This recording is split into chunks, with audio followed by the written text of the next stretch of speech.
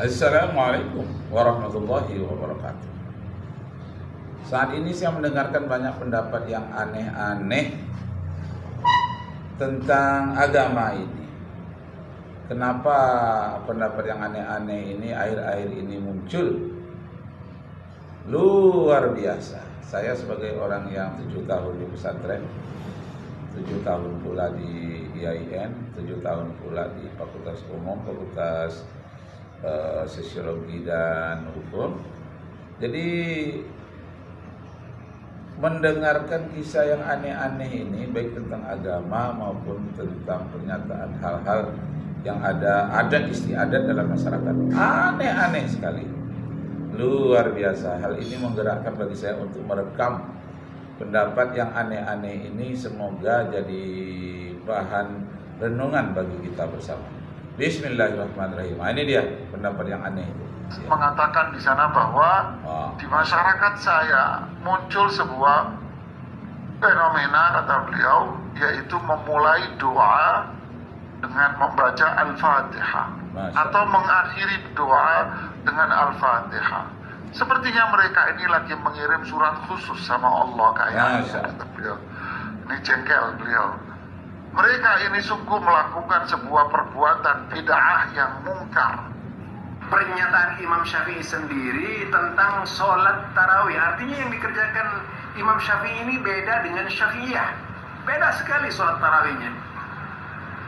Karena Imam Syafi'i tidak mengikuti kebanyakan orang yang mengerjakan 23 rakaat, itu tidak pernah mengerjakan 23 rakaat. Jadi Imam Syafi'i ini tidak sama dengan mereka.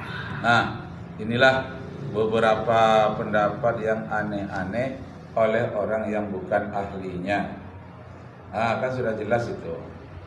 Apabila sesuatu itu ditangani oleh orang yang bukan ahlinya, timbullah kehancuran. Dalam bahasa Arabnya fantaziris sa'ah, tunggulah kehancuran. Kenapa?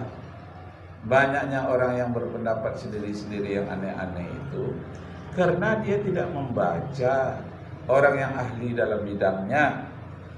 Dalam fikih umpamanya, bertanyalah kepada Imam Syafi'i dengan kitab Al-Umnya, bertanyalah kepada Imam Hanafi, Imam Hambali. Kan sudah ada peneliti yang ahlinya, tinggal kita membaca saja. Masya Allah. Nah, ini lagi pendapat yang aneh-aneh kita dengarkan. Lalu sebenarnya berapa rakaat yang dilakukan oleh Imam Syafi'i?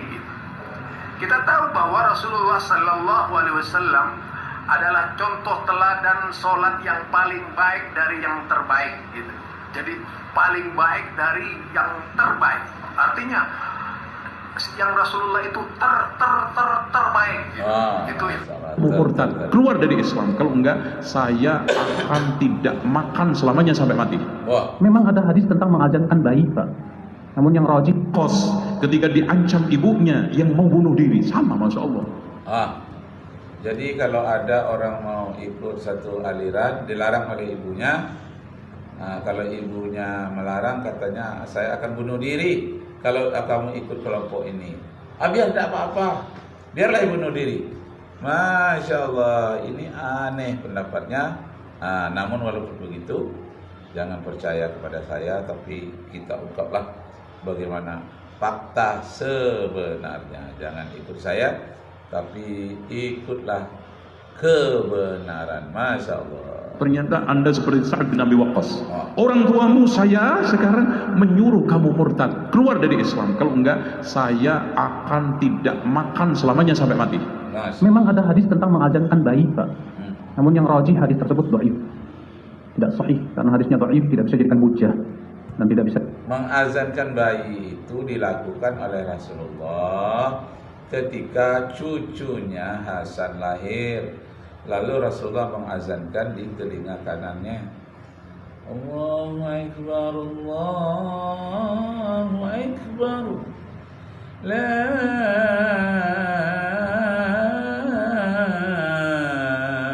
ilaha illallah.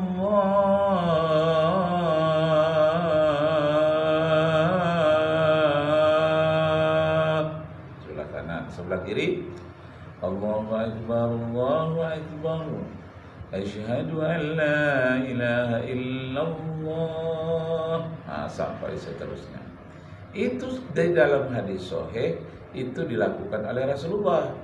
Jadi azan itu bukan hanya untuk memanggil orang untuk sholat. Azan itu gunanya juga untuk menghalau jin, syaitan. Karena jin syaitan akan berlarian ketika mendengarkan suara azan. Azan juga digunakan oleh orang yang tersesat di dalam hutan. Azan dia. Azan juga digunakan oleh orang yang terkepung oleh api dalam satu kebakaran. Azan juga digunakan oleh orang yang tersesat di lautan, yang tidak menampak pulau, bintang-bintang tidak kelihatan, gelap semata-mata. Banyak orang yang melakukan azan. Kenapa? Pada posisi meminta petunjuk dari Allah dan menghilangkan ketutupan mata oleh syaitan. Jadi supaya syaitan pergi, menghilang kabut yang menutup mata kita, sehingga jalan itu tampak. Allahu Akbar, Allahu Akbar, walillahi. Kita amalkan. Adakah dalil mengadzankan anak yang baru lahir? Ada dalilnya, hadis-hadis, tapi hadisnya lemah, tidak ada. Sahih hadisnya. Karena dia lemah, tidak ada yang kuat, tidak diamalkan ya. Naudzubillah min dzalik. Sekarang ini ya kalau kita perhatikan sebagian dai-dai kita ini sudah satu persatu berguguran. Ngeri rasanya. Yang dulu mengatakan salafi, sekarang tobat dari salafi. Dulu mengatakan selawat nariah syirik, bid'ah, sekarang mengatakan tidak bid'ah. Naudzubillah, ngeri sekarang ini. Ngeri. Mengusap wajah setelah sholat dan setelah berdoa telah dinyatakan bid'ah oleh Imam An-Nawawi. Memberikan jeda. Nah, Bapak Ibu saudara-saudara sekalian, kata bid'ah itu artinya baru. Bahkan ayat Al-Quran, badi'us samawati wal ardh. Surat Al-An'am ayat 101. Nah, disebutkan ba'di itu bid'ah. Badi'us samawati, Allah lah yang menciptakan bid'ah langit dan bumi. Kenapa disebut Allah bid'ah membuat langit dan bumi? Karena belum ada contoh sebelumnya. Langsung saja Allah menciptakan langit dan bumi. Jadi sebetulnya yang ahli membuat bid'ah itu adalah Allah Subhanahu wa taala. Tapi bid'ahnya bid'ah hasanah, bid'ah yang baik. Itulah sebabnya Imam Syafi'i mengatakan al-bid'atu bid'atani. Sesuatu yang baru itu ada dua macam. Ada yang baru itu bertentangan dengan dalil agama, itu namanya bid'ah dhalalah. Ada yang baru itu sesuai dengan akal, tidak bertentangan dengan agama, itulah namanya bid'ah mahmudah. Jadi ada bid'ah mahmudah, ada bid'ah mazmumah. Bid'ah mazmumah itu apa? Bid'ah mazmumah itu bid'ah yang tercela. Misalnya berdoa panjang-panjang di dalam sholat, baca doa khatam Al-Quran di dalam sholat. Nah, itu tidak ada contoh dari Nabi, tercela itu. Lalu membuat salawat-salawat, mu'an'an dan segala macam yang tak dicontohkan oleh Rasulullah dan para sahabat. Nah, banyak lagi yang sebetulnya khutbah Jumat memakai bahasa Indonesia, itu bid'ah juga, baru, tapi bid'ah yang baik untuk bangsa Indonesia. Bid'ah yang tidak baik untuk bangsa Arab, karena bangsa Arab tidak mengerti bahasa Indonesia. Bid'ah yang tidak baik bagi orang Inggris. Jadi kalau di Inggris jangan khutbah memakai bahasa Indonesia. Kecuali di Inggris komunitasnya, jemaahnya orang Indonesia semua. Walaupun di Inggris pakailah bahasa Indonesia. Yang lucu-lucu sajalah pendapat yang baru-baru sekarang ini. Kita dengarkan lagi bagaimana itu. Antara sahur dengan azan, kadang 5 menit, kadang 7 menit, kadang 10 menit, yang disebut dengan imsak. Hal ini dipersoalkan oleh ulama karena bertentangan dengan dalil. Bahkan Imam Al-Hafidh Ibnu Hajar Al-Asqalani, yang ukuran imsak itu seukuran membaca 50 ayat. Kata Rasulullah, 50 ayat itu membacanya kalau ayat-ayat pendek ya, Asal jangan ayat yang terlalu panjang lah seperti dalam surah Al-Baqarah. Yang sedang-sedang saja itu sekitar 20 menit atau 15 menit. Masya Allah. Allahu Akbar. Di dalam kitab Fathul Barinya, demikian itu termasuk bid'atun munkaratun, suatu bid'ah yang mungkar.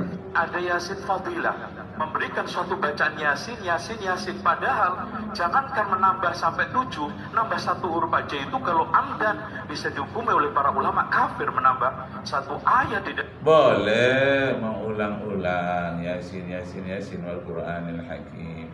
Salamun qawlan min Rabbir Rahim. Salamun qawlan min Rabbir Rahim. Salamun qawlan min Rabbir Rahim. Boleh mengulang-ulang ayat. Tidak apa-apa, itu pernah dilakukan oleh para sahabat. Nah, demikian dulu Bapak Ibu saudara-saudara sekalian, nanti kita sambung lagi. Wabillahi taufiq wal hidayah. Wassalamualaikum warahmatullahi wabarakatuh. Allah